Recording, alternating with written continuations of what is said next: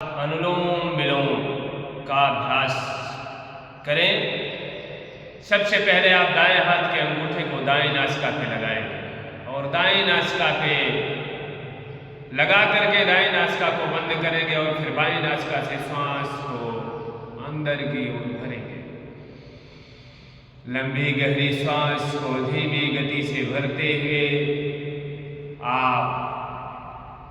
जब आप पूरी तरह से श्वास को अंदर भर लेंगे तो कुछ क्षणों के लिए अंदर ही श्वास को रोकना, उसको आंतरिक कुंभक कहते हैं।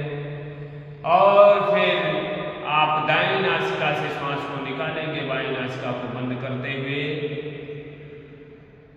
जब आप दाएं नासिका से श्वास को निकाल लेंगे तो फिर दाएं नासिका से कुछ सेकंड के लिए रुकना है, उसको वायु कुंभक कहते हैं।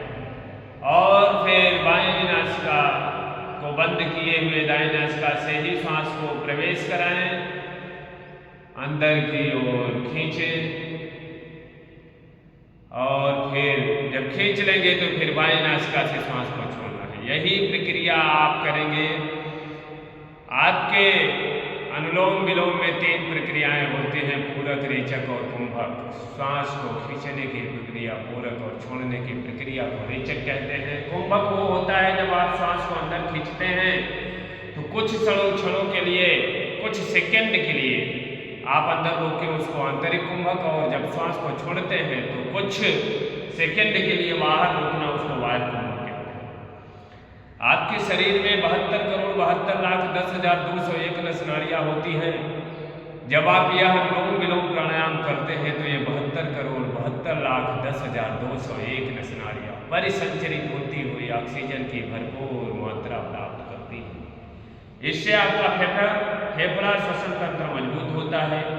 मेमोरी पावर के लिए, बीपी वालों के लिए, हार्ट वालों के लिए और किडनी वालों के लिए, किडनी फेलियर वालों के लिए बहुत ही अच्छा प्राणायाम है अनुलोम विलोम प्राणायाम।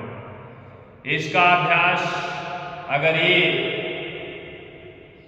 जिनको मैं बताया ये रोगी हैं तो ये आधे आधे घंटे का अभ्यास निरंतरता के साथ मन के चिंतन को दूर करते हुए, योग चित्त वृत्ति निरोधक, अपने चित्त वृत्तियों को हटा करके मन की एकाग्रता अपने ईश्वर में लगाते हुए लंबी गहरी सांस को खींचेंगे।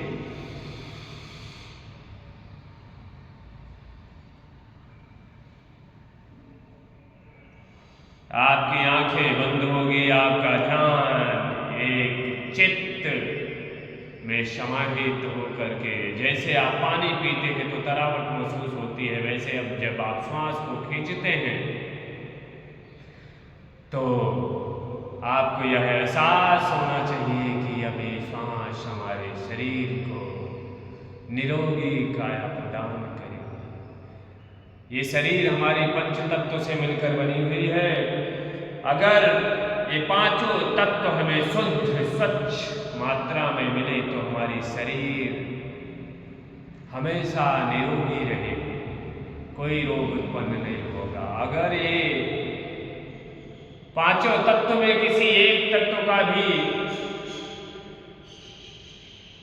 सम्मिलन गड़बड़ होता है तो फिर ये समस्याएं आपको रोग से ग्रसित कर देंगे। फिर आपको पागलपन की बीमारी, मिर्गी की समस्या, हार्ट अटैक की समस्या, शुगर की समस्या, डायबिटीज की समस्या, आर्थराइटिस की समस्या, सर्वाइकल की समस्या, सारी समस्याएं बढ़ जाएंगी।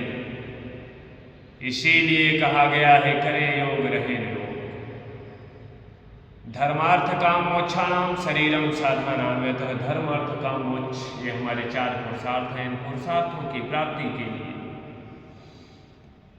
हमारे शरीर का स्वस्थ होना बहुत ही जरूरी है। और ये शरीर हमारी तभी स्वस्थ रहेगी जब हम नित्य प्रतिदिन व्यायाम करेंगे। व्यायामात् लभते स्वास्थ्यम दीर्घायुष्यम बलम सुखम आरोग्यम परम सौभाग्यम स्वास्थ्य सर्वार्थ साधन। व्यायाम से हमारे शरीर की रक्षा होती है। इस प्रकार आप लंबी गहरी सांस को खींचेंगे और लंबी गहरी सांस को छोड़ते हुए 5 से 10 मिनट का अभ्यास शुरू में करेंगे। उसके बाद से इसकी अवधि को बढ़ाते हुए इसका अभ्यास आप आधे घंटे 1-1 घंटे का अभ्यास करें और फिर